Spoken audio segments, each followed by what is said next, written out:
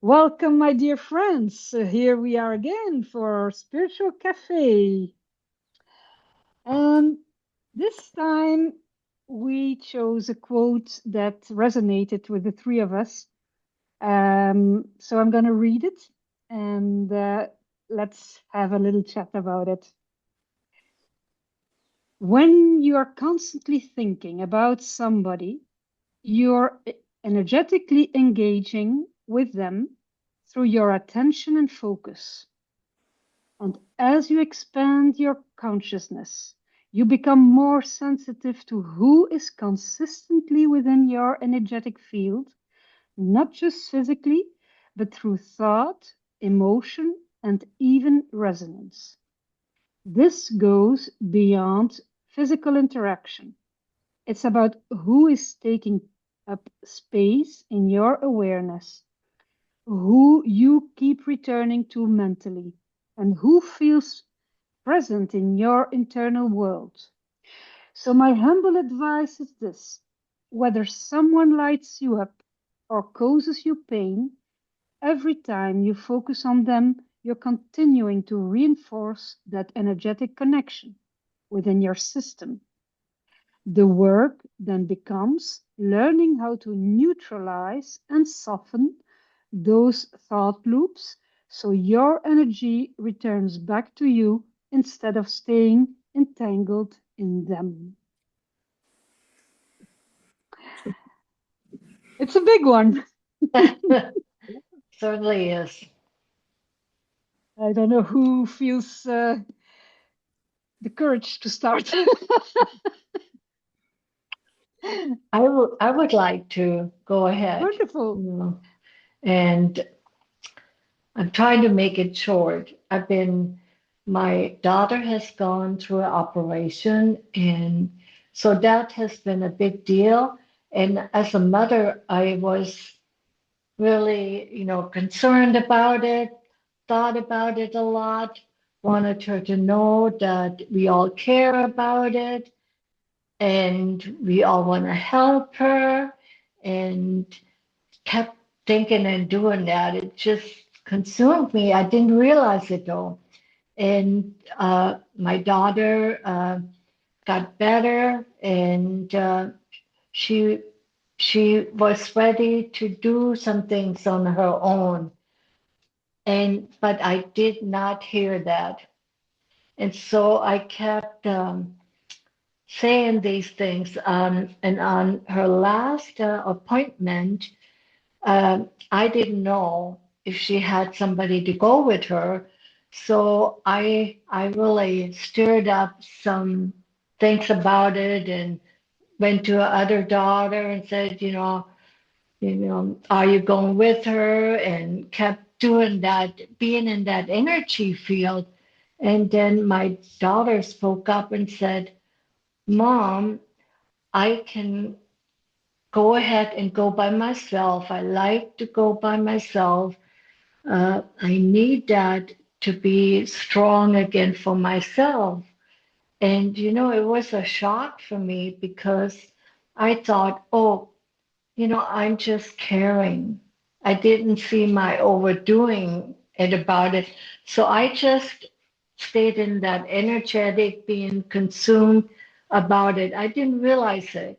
I did other things, and, I didn't visit her too much. And I thought, she needs a space to heal. I thought I was doing really good. And so that was a shock. And I had to go through some grief about it because she was very direct with me. And I felt like, oh my gosh, she's pushing me away, which wasn't true, but it took me a while to figure that out. And it brought up with it, I was in that zone about grief now.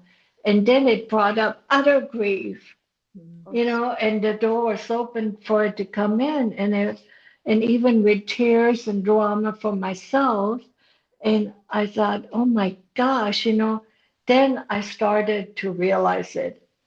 And And I realized that it was my stuff. It wasn't her stuff. And that was again a shock.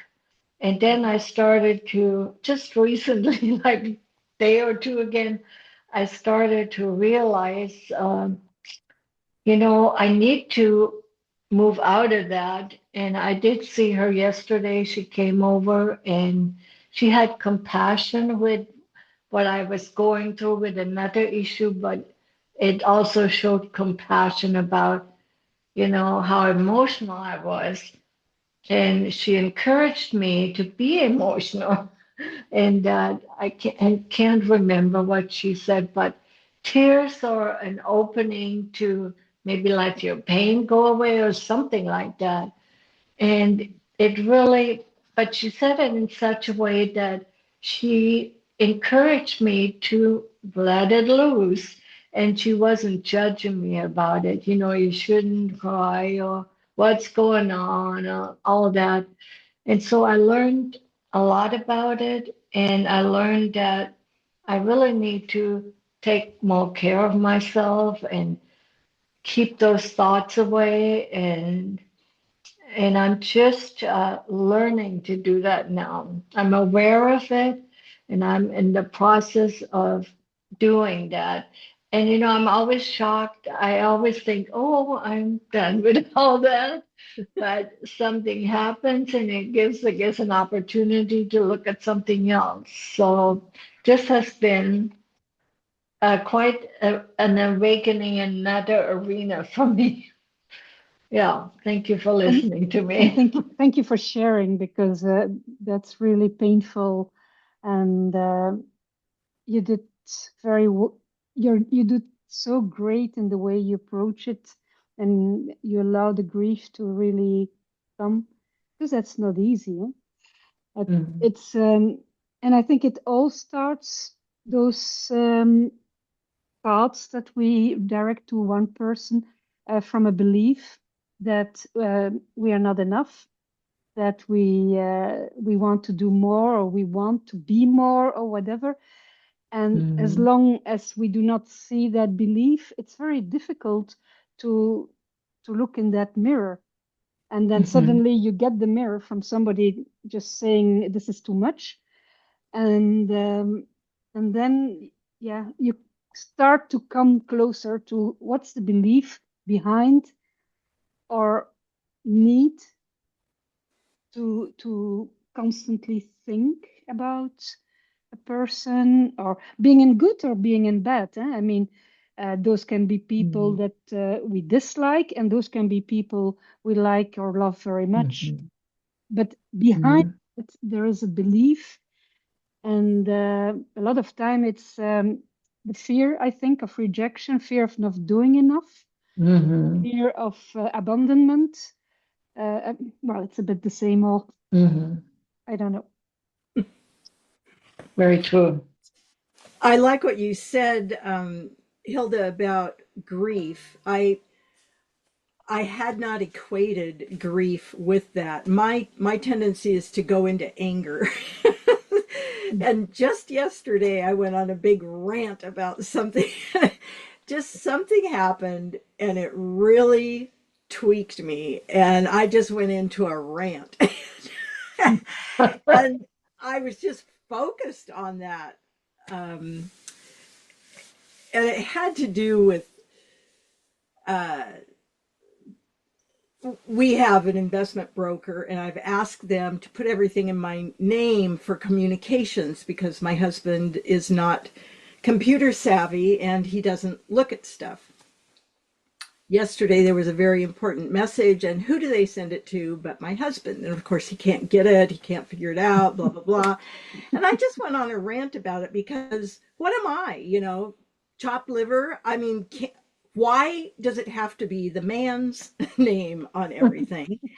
Even though I have asked repeatedly, I don't care if you send it to him, but send it to me too, because I need to Mhm. know. Anyway, that kind of stirred up past rants about the same topic. And Yep. then I I did eventually, but it took me some time. I did eventually get to the point where I thought about, where am I putting my energy? And Mm-hmm. so I had to come down off of that a little bit, but that is just something that tweaks me, and I just go right into that low place. And I really still have a lot to learn. Mm. Even though sometimes, I can handle It, some things very well, but every once in a while, it just, you're going along and then something hits and you go snap. You're right mm-hmm. back there. Mm-hmm. So I get that. Mm-hmm. And it's always like you think, okay, now I have been going through all those stuff, and now I am at a certain level, and then boom, okay, there we go again. Oh, yay. That's Yeah. and what I find very interesting in about that quote is that the thoughts that are processing in our idle time, like when you're washing dishes or you're just peeling an apple or whatever, what's coming up, the persons you think Mm-hmm. of at that moment are the Mhm. one who are getting from us a constant feed of energy. And I mean, those can be loving thoughts, those can be angry thoughts, but there is like a constant leak of our energy that goes towards that. So those are the moments of truth where you can really notice what is running in our subconscious. And I've Mm-hmm. had that many years of, and I mean, it's still now a challenge, but now I think it's different in the sense that I am aware that I have to catch those. And let's say 12 years ago, I was absolutely not aware that I could catch those thoughts. Now I can Mm-hmm. watch them coming up, and like in your case, if you are in an idle moment and you think of your daughter, um, now you know, okay, I am now doing something that I want to redirect and bring back the energy to me. Mm-hmm. That movement is not easy. So what I try to do is when I catch myself again in those idle moments, cutting cords with Michael, Archangel Michael is helpful for me. Um, and also Ho'oponopono, very strange, but Ho'oponopono has helped me a lot in that because whenever in the idle moment I feel my energy going to somebody, I just bring the hope Ho'oponopono, and it's like the energy can come back and dissolve. And it's not that we do not want to help the other person, it's just that we put too much in the pipeline that it is Mm-hmm. not helpful for the other person. Mm-hmm. That's a good point.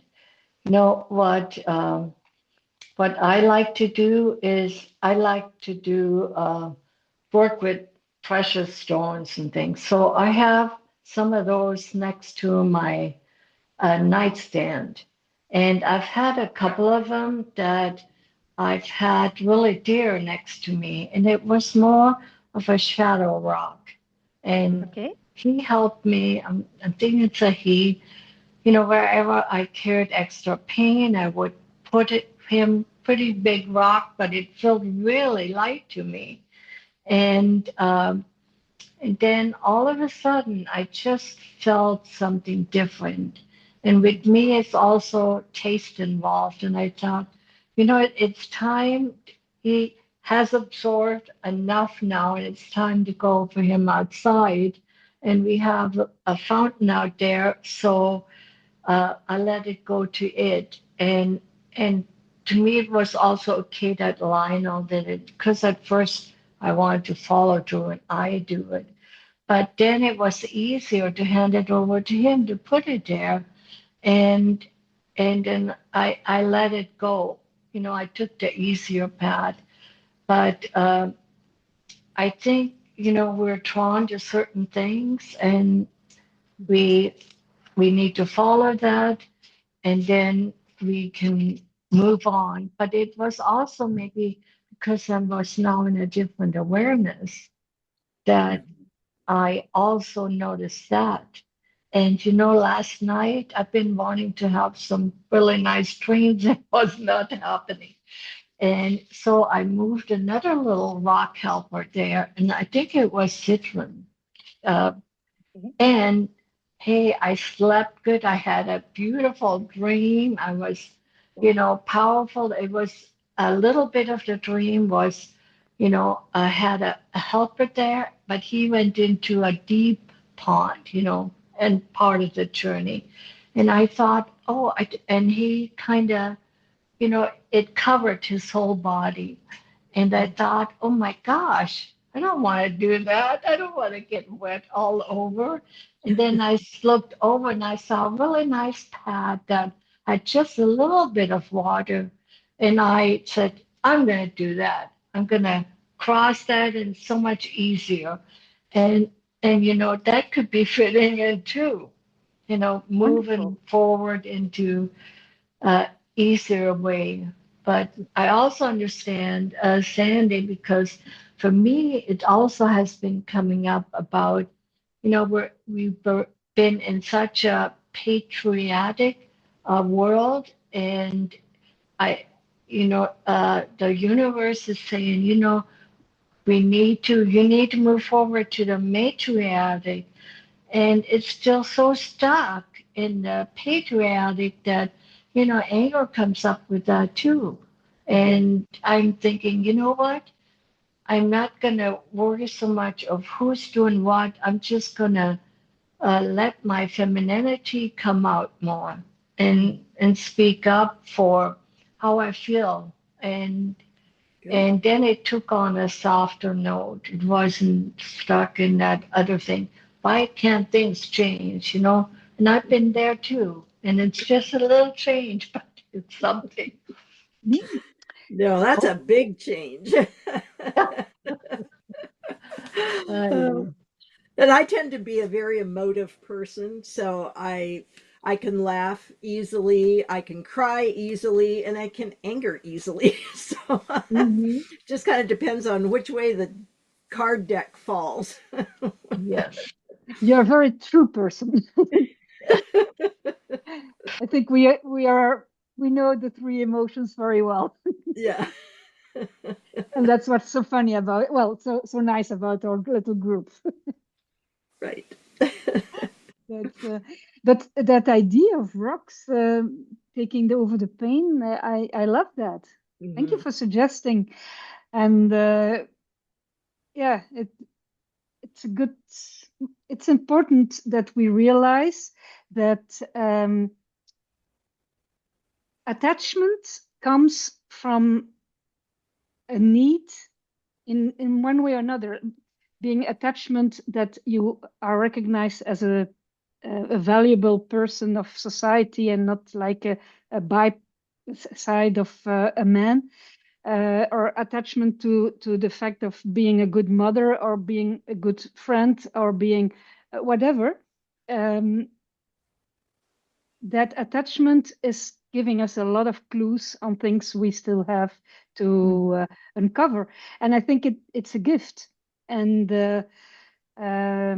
but it's also interesting that even when it's somebody you really or something you really love or adore, that even there you do need to go into neutral zone, because Mm. it's not healthy to extend your aura like that. You just need to be in your bubble, and then you will radiate whatever it is that you are Mm. carrying.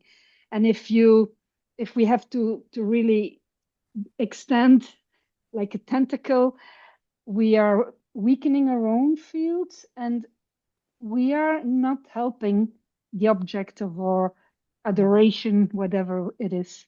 Mm. Yeah. It's also time to speak up for that. And I'm thinking now, I always felt like I had to explain myself when I spoke up, or how can I speak up without hurting somebody else's feeling? And I finally thought, that's crazy. Yes. How can I even knows how somebody else is. And then I'm asking them to respond, and then they respond differently. And I'm kind of, back into what's that about, like confused. And I remember when I was in the hospital one time, and I was just on the second day, I was sad, and I started to cry and just kind of with myself. And then the nurse came in and she said, kind of in a strict voice, "What are you crying about?" And of course that stopped me. And I tried to suppress my tears and I tried to explain it to her, but she wasn't into listening to that explanation. Of She course. just wanted me to stop, or she wanted to know and she could bring me another pill or something. But Yeah. and also crying's important, and sometimes when we're emotional, we have people around us or somebody else that will come in and say, why are you crying? And it makes us feel like we're incapable of being, just blues or whatever they expect. And I'm starting to realize, you know what? I don't need to always explain myself. No. And that's a big one, Yeah. because I was the youngest and I was really good about listening to somebody else and a pleaser and all that. And so it's been a long time in my system. And also German, we like to explain things, we like to discuss things. And anyway,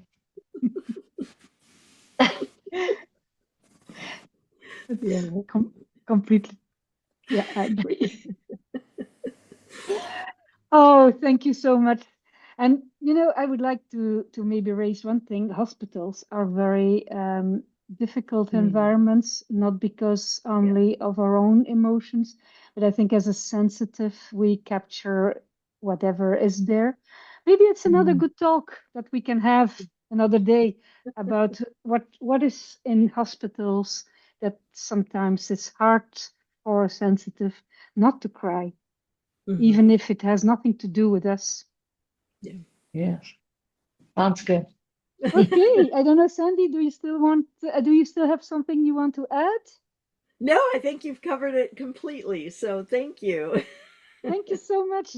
It was a subject I think we could talk for a longer time, but thank you for sharing. And well, it was of course, wonderful to see all of you. And let's see each other next time. All right. Okay. Bye. Bye. Thank you. Take care.